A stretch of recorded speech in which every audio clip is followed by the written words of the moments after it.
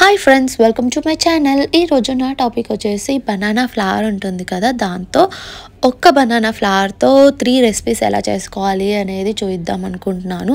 నార్మల్గా banana flower cooking అంటే చాలామందికి తెలీదు అండ్ సరిగ్గా వండకపోతే అది అస్సలు తినాలనిపించదు.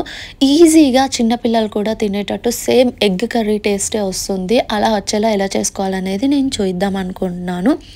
జనరల్గా అయితే చాలామంది మసాలా కర్రీ లాగా చేసుకుంటారు, కానీ దానికంటే ఇలా చేసుకుంటే చాలా మంచిదన్నమాట హెల్త్కి కూడా. బనానా ఫ్లవర్ వచ్చేసి వెయిట్ లాస్లో అయితే చాలా హెల్ప్ అవుతుంది అండ్ డయాబెటీస్కి మంచిది, అల్సర్ని కూడా తగ్గిస్తుంది అనమాట. ఎక్కువగా పీసీఓడి ప్రాబ్లం ఉంటుంది కదా, వాళ్ళకి చాలా హెల్ప్ అవుతుంది. సో ప్రాసెస్లోకి వెళ్ళే ముందు ఎవరైతే నా ఛానల్ ఫస్ట్ టైం చూస్తున్నారో సబ్స్క్రైబ్ చేయడం అయితే మర్చిపోవద్దు. So please like, share and subscribe my channel. Comment సెక్షన్లో కమెంట్ పెట్టడం కూడా మర్చిపోవద్దు.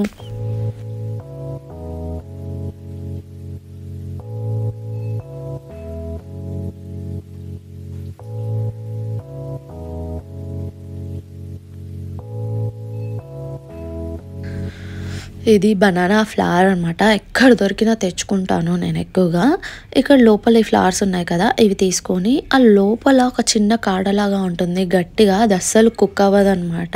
సో అది తీసేయాలి అండ్ దాని కింద ఒక చిన్న పొరలాగా వస్తుంది.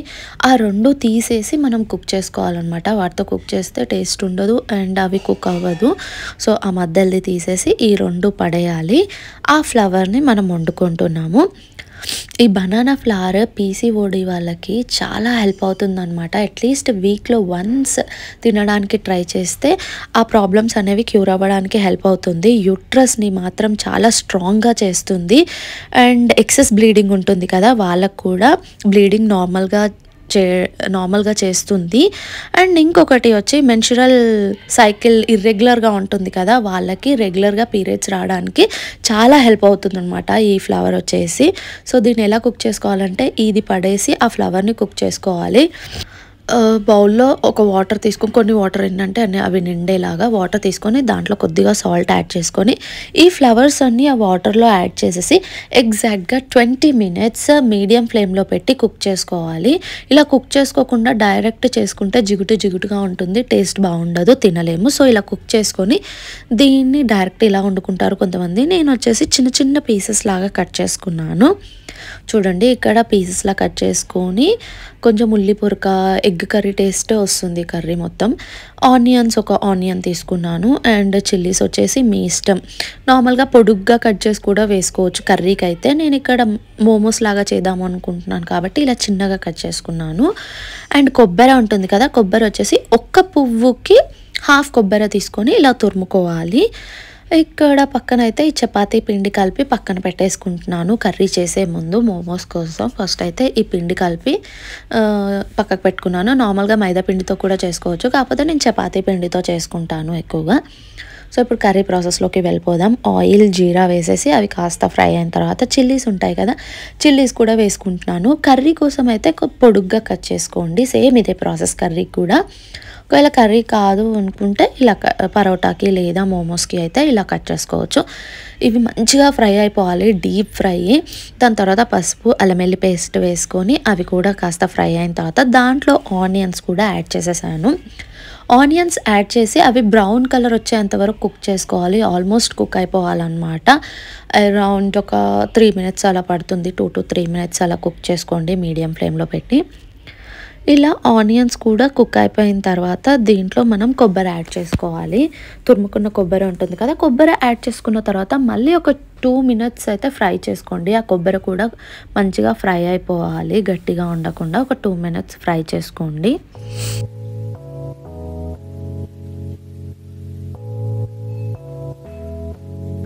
ఈ కొబ్బరి ఫ్రై అయిపోయిన తర్వాత అరటి పువ్వు మనం ఉడకపెట్టుకొని కట్ చేసుకుంది ఉంది కదా, అది కూడా యాడ్ చేసి మీరు ఇక్కడ ఇది వచ్చేసి 3 minutes మీడియం ఫ్లేమ్లో పెట్టి మంచిగా కలుపుకోవాలి. ఇలా కలుపుకుంటూ ఉండాలి, అప్పుడప్పుడు ఫ్రై చేసుకోవాలి. మూత పెట్టాల్సిన అవసరం అయితే ఏం లేదు.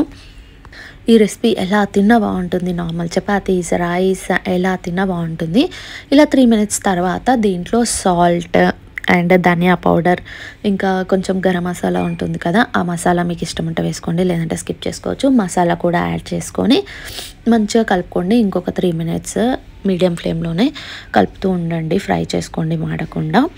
చాలా బాగుంటుంది టేస్ట్. ట్రై చేయండి. ట్రై చేసిన తర్వాత కమెంట్ సెక్షన్లో కమెంట్ కూడా పెట్టండి, మర్చిపోకండి కమెంట్స్. సో ఇలా ఫైనల్గా ఈ ఫ్రై అయిపోయిన తర్వాత దీన్ని మనం డైరెక్ట్ కూడా తినొచ్చు రైస్లో.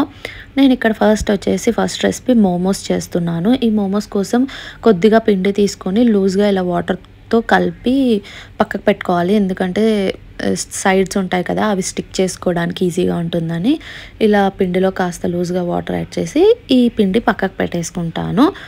అండ్ దాని తర్వాత నార్మల్గా చపాతీస్ ఎలా చేసుకుంటామో అలా చపాతీ చేసుకొని ఒక బౌల్ తీసుకొని దాంతో రౌండ్ షేప్లో కట్ చేసుకున్నాను. డైరెక్ట్ మోమోస్ చేసేది కూడా దొరుకుతుంది కదా, దాంతో అయితే ఇంకా ఈజీగా ఉంటుంది. నా దగ్గర అది లేదు, నేను ఎక్కువగా ఇలానే ప్రిఫర్ చేస్తాను. సో ఇలా కట్ చేసుకున్నాను.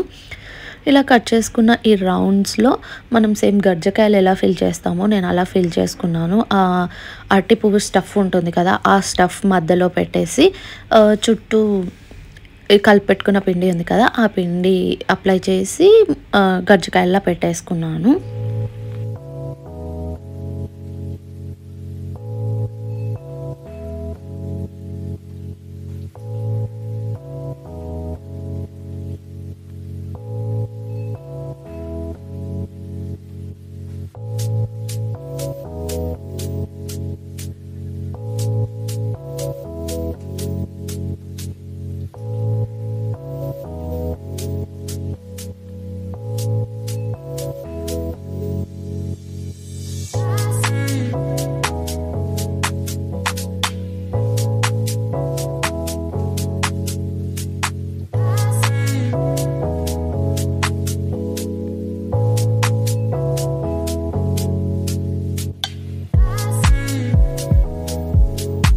ఫైనల్గా దీన్నైతే స్టీమ్ చేసేసుకోవడమే. నార్మల్ స్టీమర్ ఉంటే మీ ఇష్టం, అలా చేసుకోవచ్చు. ఇడ్లీ పాత్రలో పెట్టుకోవచ్చు. నేను ఇలా పెద్ద ఇడ్లీ పాత్ర ఉంటుంది కదా, దాంట్లో ఆయిల్ అప్లై చేసి పెట్టుకోవచ్చు, లేదా ఇలా ఏదైనా అరిటాకులో కూడా పెట్టుకోవచ్చు, అది మీ ఇష్టం. సో నేను ఇలా పెట్టి 10 to 12 మినిట్స్ అయితే స్టీమ్ చేసుకున్నాను. సో ఫాస్ట్గానే కుక్ అయిపోతుంది, ఎక్కువగా టైం ఏం పట్టదు. 10 to 12 మినిట్స్లో కుక్ అయిపోతుంది, ఇలా రెడీ అయిపోతుంది తినడానికి. అండ్ సేమ్ ఇదే స్టఫ్తో ఆలూ పరాటా ఎలా చేస్తామో అలా నేను బనానా ఫ్లవర్తో పరాటా చేశాను. చాలా బాగుంది టేస్ట్, ఈజీగా తినేసేయచ్చు. పిల్లలైతే అసలు ఏం ఫ్లేవర్ తెలియకుండా సేమ్ ఎగ్ కర్రీ ఎలా ఉంటుందో అలా తినేస్తారు, పెద్ద డిఫరెన్స్ ఏం అనిపించదు వాళ్ళకి. తినని వాళ్ళు కూడా ఈజీగా తింటారనమాట ఇలా చేసుకుంటే. సో నేను ఇలా పరాటా చేసేసాను.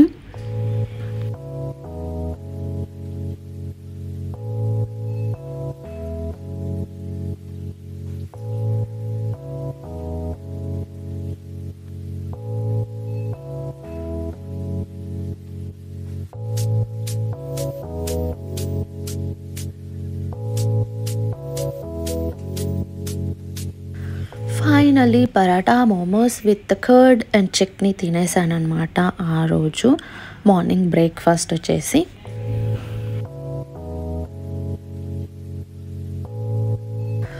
ఫైనల్గా మిగిలిపోయిన కర్రీ ఉంటే దాన్ని ఆఫ్టర్నూన్ రైస్లోకి తినేసాను.